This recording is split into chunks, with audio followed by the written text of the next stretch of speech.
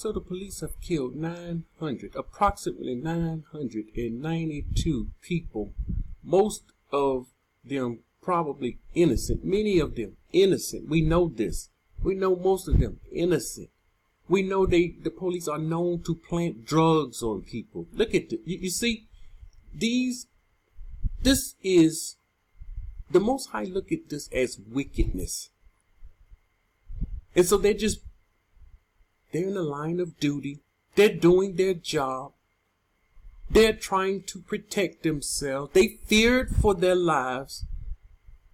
And so this was just a case of someone killed. This is the quiet slaughter. To kill someone quietly. And this is done in the line of duty. And nothing happens to the person that commits these crimes. These are crimes. In the eyes of the Most High, these are crimes. But as I said before, the police will be held accountable. They're not going to be forgiven for this. These same police officers will be sitting up in Christian churches on Sunday morning singing hymns and acting like everything all right. And the other people looking at them like they're good pillars of the community. That's what they like to call themselves. He's a distinguished pillar of the community, and he's a freaking murderer. The Most High look at him as a murderer. Shedding of innocent blood. The thing he hates. And you wonder why the police roll up on our people. They always using such foul language. They use the most foul, violent language because they are foul, violent. We shouldn't want to be around this mess. I will say this, anyone within the borders, take note of the police officers in the borders. They're nothing like the Babylonian police officers. Absolutely nothing. Nothing like them. The police over here, they get along with the people. I see the police and the people in the street praying together. What? You mean to tell me the police in the street?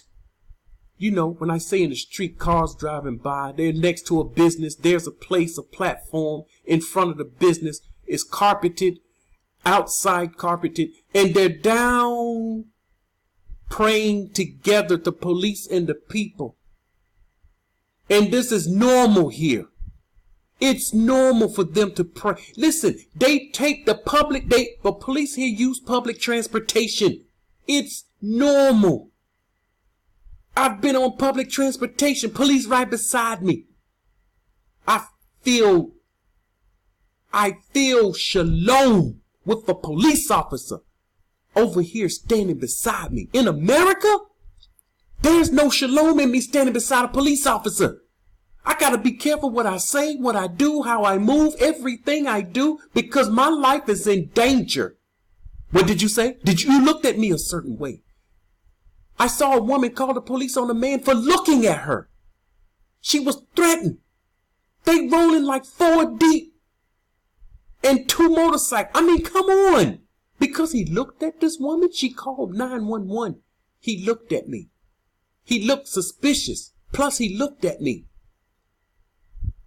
In front of this woman's restaurant, the man was just going to eat. This is the things our people deal with in America. The people over here don't roll like that. They don't call police on someone because they looking at them. That's unheard of. You tell the people over here this, they wouldn't believe it. But that's America. That's what we're grown accustomed to. That's what we're used to. The police in America, they don't blend in with the people. They're not friends with the people. Again, these are examples. There are many, many more. I just used a few. This is the last example. Gun violence. Daily. I want you to understand this is daily gun violence impacting people of all ages in the United States. Look at this. Once again, these are numbers that's probably not correct. And the number is probably higher. Every day, 310 people are shot in the United States. Every day.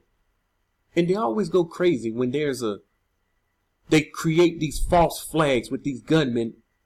And they're saying gun laws, gun laws. Well, see, they only want those high-powered weapons This is the only thing they talk about. They don't talk about this because they're not concerned about this. They want us to kill each other. They don't want the public having high-powered weapons because when Jacob's trouble kick off, they don't want you fully armed. If all the people was fully armed with high-powered weapons, they wouldn't stand a chance. And they know this. They know this. They would not stand a chance. They would lose. 100 people every day shot and killed in America.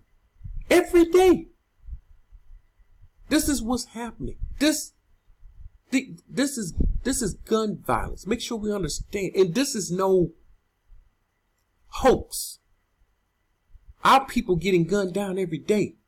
They call it black on black crime. We know of this. We've seen this. I've seen my classmate. I've been to many of my classmates' funerals. Gun violence. One, his father shot him in the head with a shotgun, close point blank.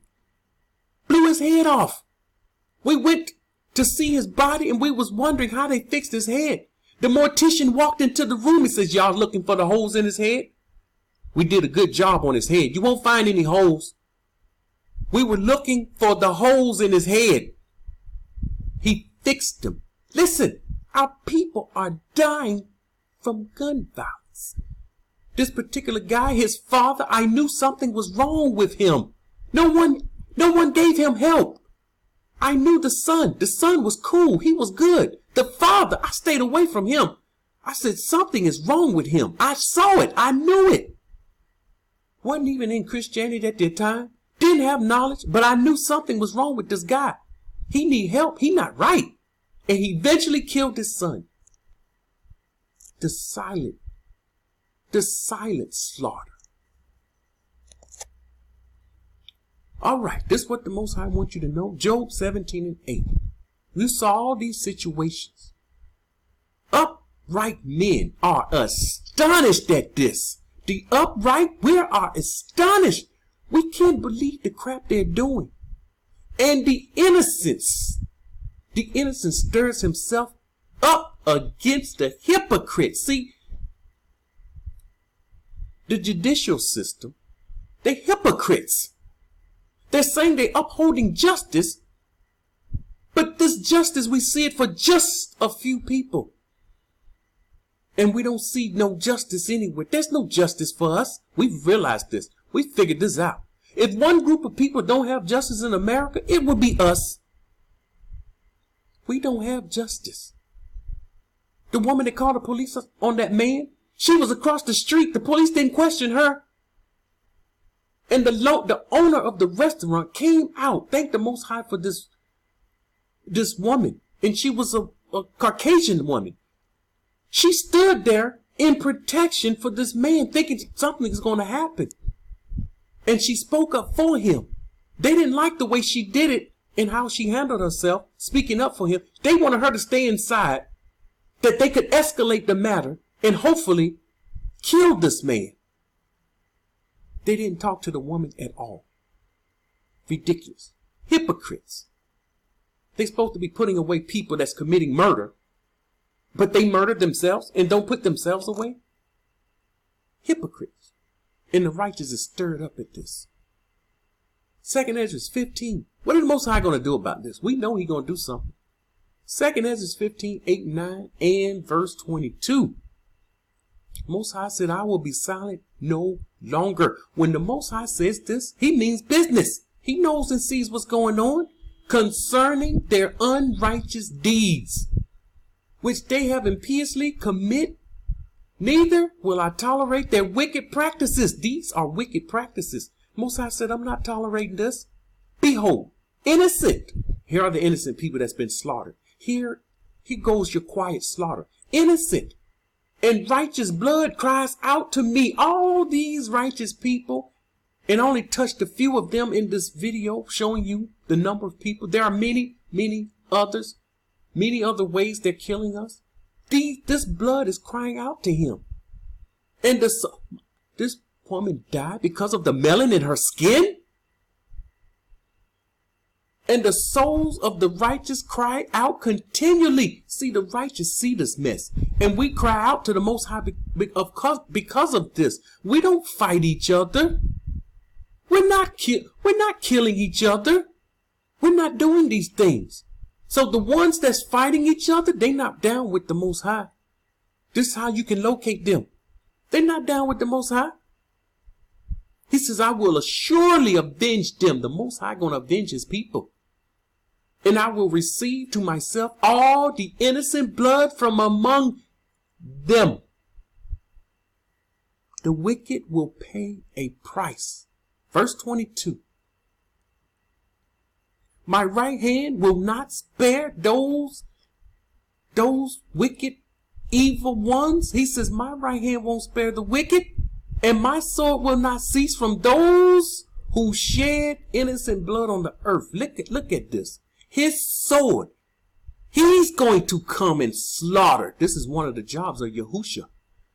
When we go into his slaughter and how that blood, who is this?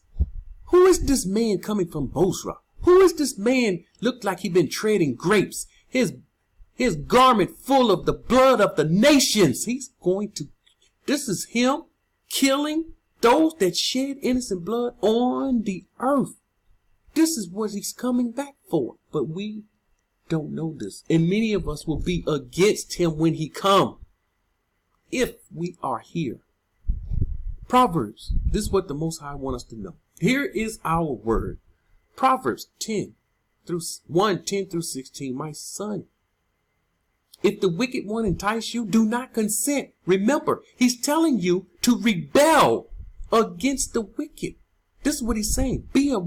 He's saying be a right rebel. When they come to you and they try to entice you, people try to tell you, come over here where I am. The Most High said for us to come here. See, this is the wicked trying to entice you. Do not consent. Verse 11, if they say, come with us, the Most High said for us to be over here. We should be in South Lanarham. If they tell you to come with us, let us lie and wait to shed blood. Now, here they telling you, let us lie and wait to shed blood. Let us lurk secretly for the innocent without a cause. To create this quiet slaughter. He says, let us swallow them alive like Shaul. Whole. Let us swallow them up whole. Like those who go down to the pit. We shall find all kinds of precious possessions. While they're killing the people, they're taking their precious possessions. You know, United States taking down countries. This is what we see happening today. He says, we will fill our houses with their spoil. Cast in your lot among us. Let us all have one purse. We're going to work together now. Here is our people siding with the wicked, getting paid from the wicked. We're going to have one purse. I'm going to let you get a piece of this money. My son, this is what the Most High wants you to know. My son, my daughter, do not walk in the way with them. Why? Because he's bringing the hammer down on these people, the sword coming down on these people, and our people, when we're found with them, the sword, the Most High sword, will come down on us also. There's a price to pay for the quiet slaughter. Keep your foot from their path. Keep your foot from their path. Don't walk into their path. He gave us the path. He said, walk in this path. This is the right path. For their feet run to evil, and they make haste to shed blood. We are to stay away from the wicked. He's telling us to be a right rebel. Rebel against the wicked when they try to entice you. Come with us over here. Come with us over there. We're going to slay some people. We're going to get paid. He's saying stay away from these people. This is your word. This is the word the Most High told me to deliver to his people, and I have delivered that word. This is the quiet slaughter. From this day forward, you make sure you pray about this and never forget the quiet slaughter that's happening on the earth today. And there is not many that's talking about this quiet slaughter. I know this was heavy and thick, but this is the word of the Most High. Shalom.